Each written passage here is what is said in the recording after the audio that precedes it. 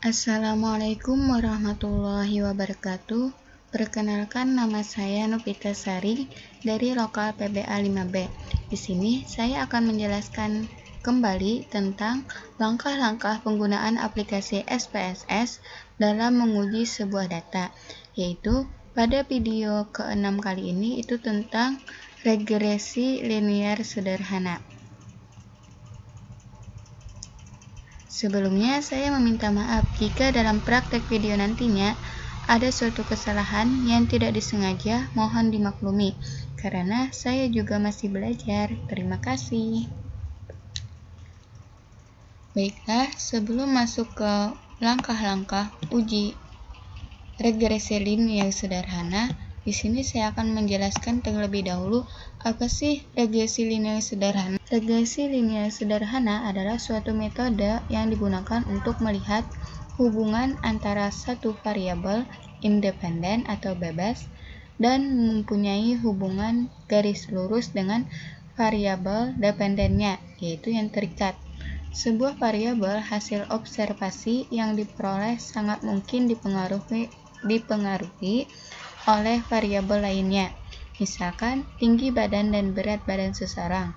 Untuk suatu tinggi tertentu ada beberapa besaran berat badan yang mempengaruhi, demikian juga sebaliknya. Jadi, secara intinya regresi yaitu mengemukakan tentang keingintahuan apa yang terjadi di masa depan untuk memberikan kontribusi menentukan keputusan yang terbaik.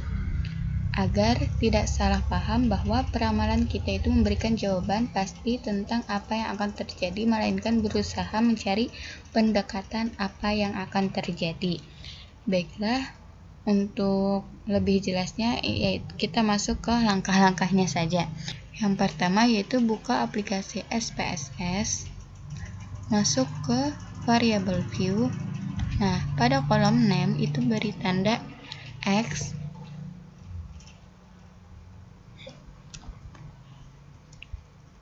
dan pada kolom kedua itu beri tanda Y.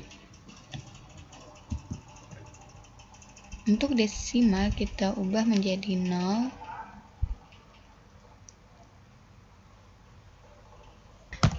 Nah, di sini saya akan menguji tentang pengaruh seperti apa yang di Excel, tentang pengaruh motivasi belajar X terhadap hasil belajar Y. Di sini ada motivasi dan hasil, maka pada kolom label tadi kita beri tanda untuk X itu motivasi,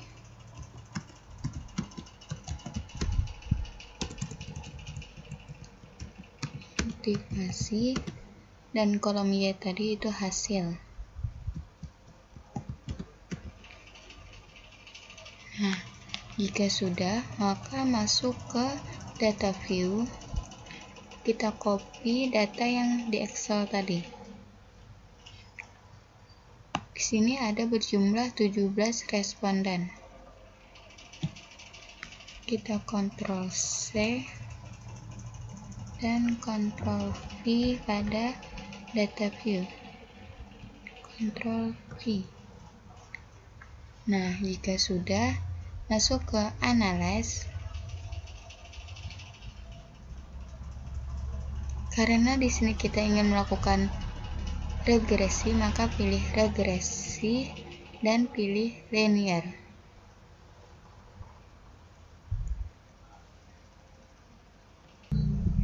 Kita masukkan ke dependen dan independen. Dependen itu yang terikat yaitu Y, dan independen yaitu yang bebas yaitu X. Jadi X-nya yaitu motivasi masukkan ke independen, dan hasilnya yaitu Y masukkan ke dependen. Setelah itu, setelah menentukan dependen dan independen tadi, masuk ke statistik dan akan muncul kotak seperti ini. Maka kita pilih R-square dan deskriptif. Jika sudah, langsung continue, dan setelah itu oke. maka akan keluar output hasil dari regresi tadi. Nah, jadi inilah hasil output tentang regresi linear sederhana tadi. Di sini ada dijelaskan tentang deskripsi statistik, yaitu hasil belajarnya kata-kata 83,35 dengan standar deviasi 4,769, motivasi 76,76 dengan standar deviasi 4.704,750 dan respondennya itu 17 orang. Kemudian ada korelasinya. Dan di sini ada variabel entered atau removed, yaitu variabel yang diterima dan yang hilang. Maka di sini itu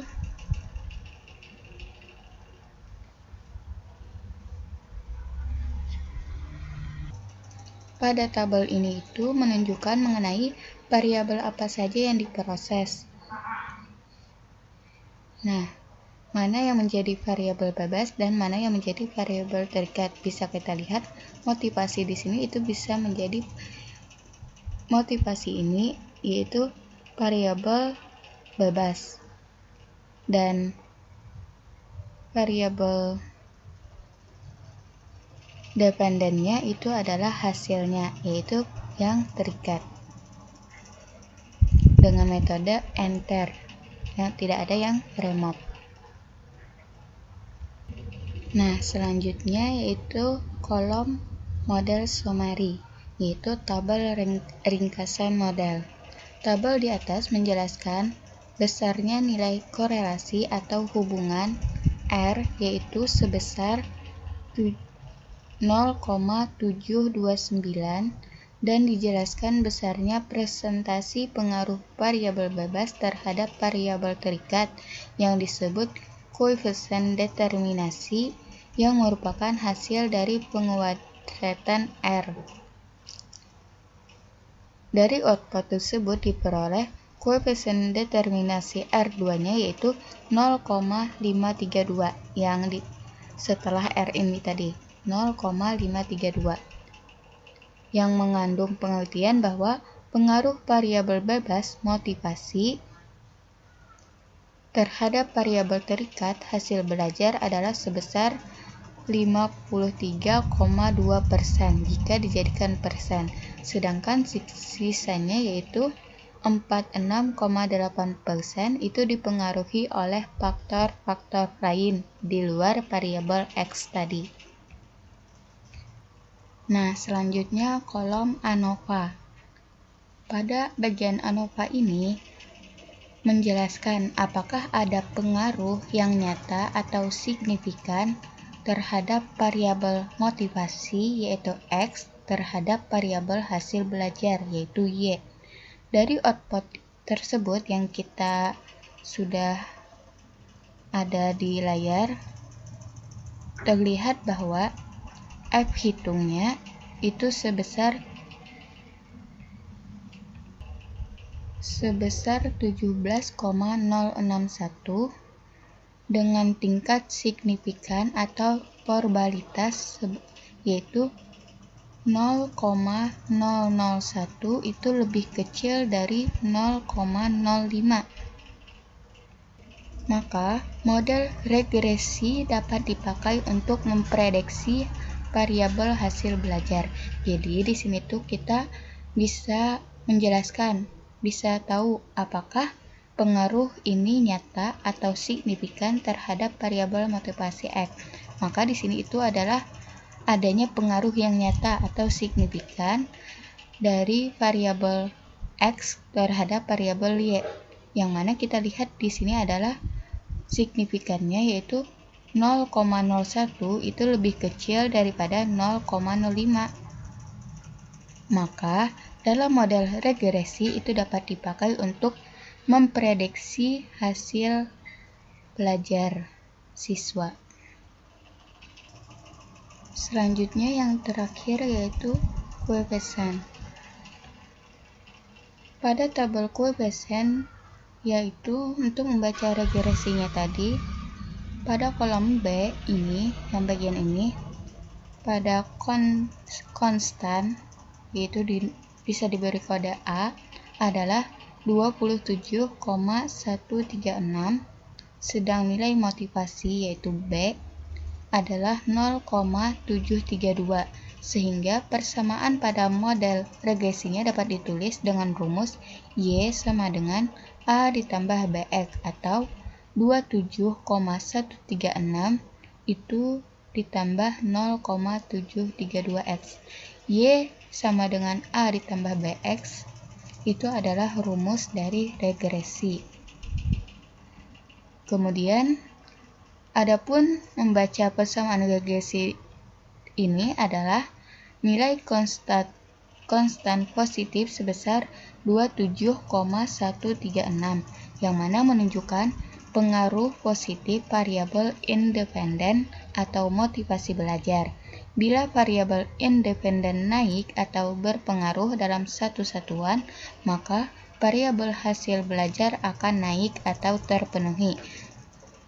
Jikalau koefisien regresi X sebesar 0,732, yang ini menyatakan bahwa jika motivasi belajar X mengalami kenaikan satu satuan, maka hasil belajar Y akan mengalami peningkatan sebesar 0,732 atau 73,2%.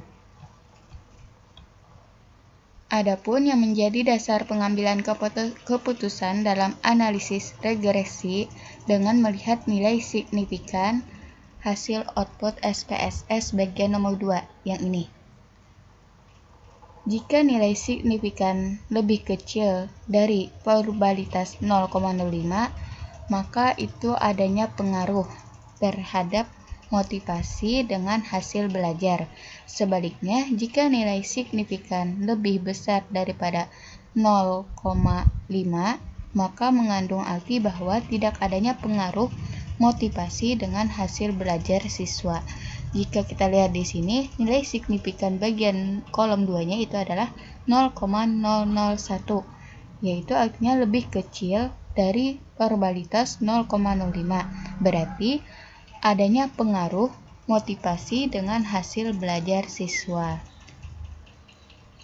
Kiranya itu saja yang dapat saya sampaikan. Salah hilap mohon maaf.